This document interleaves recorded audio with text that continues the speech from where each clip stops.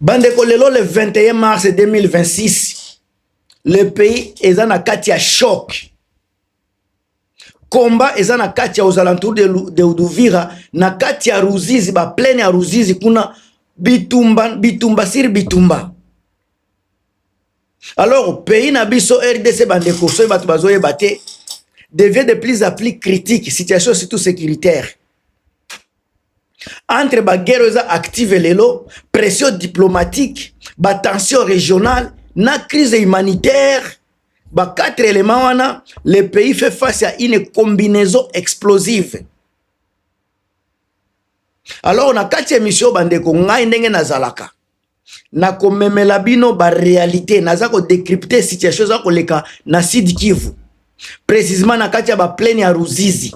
Na Uvira, nazo memela bino ba réalité.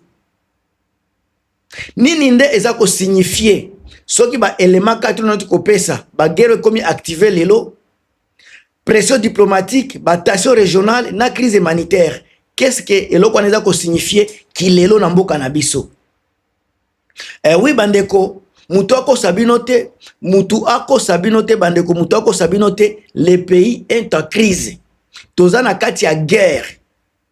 Awa mutu ako sabinote baloba te ke soki nini toza na kati ya guerre moko inexpliquée. Alors, situation o toza na kati lelo eza extrêmement tendue. Ba combat eza ko se poursuivre na kati ya Ruzizi, ba FARDC baza ko se replier, ba militaire burundais baza capturer, ba misusu baza ko déposer bango moko, misusu baza ko kima ya combat guerre ngo comme guerre moko hybride. Asymétrique. Lelo ba kei boye, lobi bazongi boye. Lelo ba kei boye, longi bazongi boye. Donc eza combat. Alors, affrontement eza ko révéler makambo ebele. Affrontement wana eza ko révéler instabilité militaire eza ko persister na kati ya mboka na biso. Difficulté ko contenir l'avancée à groupe armé. Lelo na niveau ya Katanga armée mususu nini rebellion mususu botami MDC o baza ko récupérer pe bamboka. Donc est-ce que FARDC baza na capacité yako neutraliser guerre mususu, yako neutraliser rebellion mususu pendant que ba M23 ba koma morceau dur pour na bango. Donc chaque jour za koleka na mboka na biso, population baza prise en otage, baza prise au piège par plusieurs forces. Na makambo na sika situation ça ko s'aggraver chaque jour. Diplomatie à Congo eza active, muto ko sabinote. Eza active, diplomatie active mais eza de fragile. Pourquoi nazolo beza fragile? Yango baza ko loba loba ka eza active mais est-ce que eza solide? Moi ngai nazomona ngo fragile. Pendant que ba combat eza ko continuer na kati ya ba région ebele, ba district ebele, ba localité, ba village ebele, ba territoire ebele, ba discussion entre Washington, Rwanda na RDC eza ko causer toujours ba problème. Problème nini? Tozana ba accord solide. Aucun accord n'est solide pour le moment. Ce qui ba bengisi bango na États-Unis lisusu, c'est parce que ba accord eza solidité. Il y a toujours relations tellement fragiles entre ba deux pays, Rwanda et Congo. Alors des positions toujours opposées. Ba opposition na bango eza opposé. Position ta moko tezo kene na sens moko tous opposés. Ba méfiance profonde entre ba acteurs Rwanda na una Congo. Alors diplomatie eza ko avancer mais sur le terrain eza extrêmement la situation sur le terrain eza extrêmement fragile. Alors toki koloba jamais que eza diplomatie moko avancer. Ce potali pe côté ya ba pression sur Félix Tshisekedi. Na question ya ba FDLR, ya place même beaucoup yeba ke makambo zo kende mabe eza mauvaise nouvelle, eza situation moko dramatique pour na Tshisekedi. Beaucoup critiqué, mais pour nga ne nazomona eza situation moko dramatique pour na Tshisekedi. Tshisekedi eza sous pression internationale, sous pression ba américain ya ko neutraliser ba FDLR. Ba exiger ye Et loko ba exiger ba lobby neutraliser ba FDLR. Balingi ba preuve concrète d'engagement sécuritaire. Est-ce que boyoki likambwana ba lobby neutraliser ba FDLR et puis ba preuve c'est concrète. Preuve oza concret. Il y a un engagement sécuritaire. Mais le dilemme est là. Dilemme est zawana. Pour combattre ba M23, en même temps qu'on neutralise ba FDLR.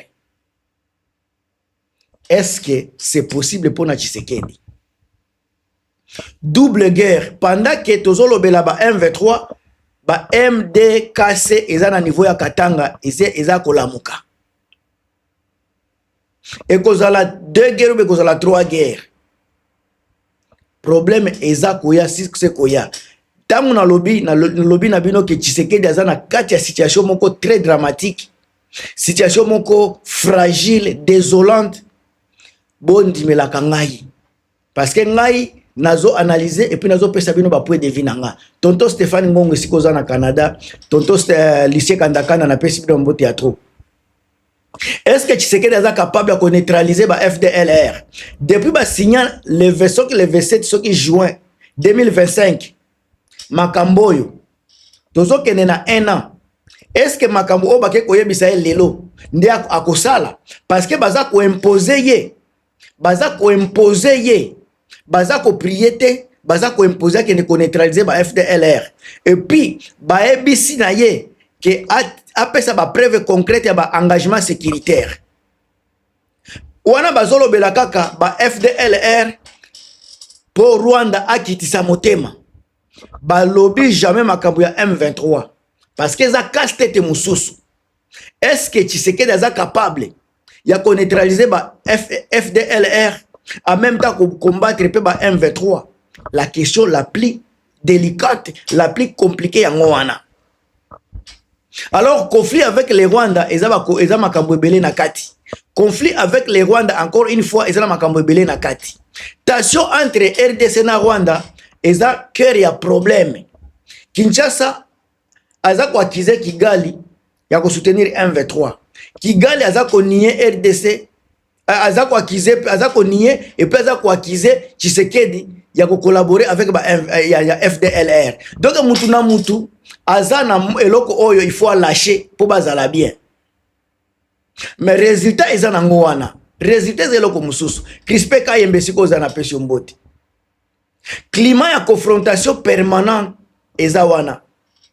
Aucun mécanisme ya confiance eza établi et puis risque réel d'escalade régionale eza wana tozo mona yango. Eza polele. Pendant que les acteurs politiques vont s'affronter, la population va souffrir. Pendant que Tshisekedi va chaque seconde, la population va souffrir. La situation humanitaire va devenir de jour au jour alarmante. Tout le monde a un déplacement massif de la population. Tout le monde a accès limité à la nourriture et aux soins. Insécurité est comme constante. Des milliers de civils peuvent aujourd'hui basés dans la précarité. Nous avons une précarité extrême. Alors, on a 4 RDC, les lots, tous à vivre, tous à faire face à la crise multidimensionnelle. Guerre sur le terrain, pression internationale, diplomatie fragile, tension régionale, urgence humanitaire. Question moko etikali on naza kopesa naza kotuna bino. Le pays RDC peut-il sortir de cette crise, cette spirale? Alors où se dirige-t-il vers une crise encore plus profonde? Où se dirige-t-il? Ce qui a eu comme une spirale oyo te noti kopesa bino. Toza ko se diriger wapi? Donnez vos avis dans les commentaires, bande konangai. RDC peut-elle gérer cette double pression militaire et diplomatique? Qui est responsable selon vous de la situation actuelle?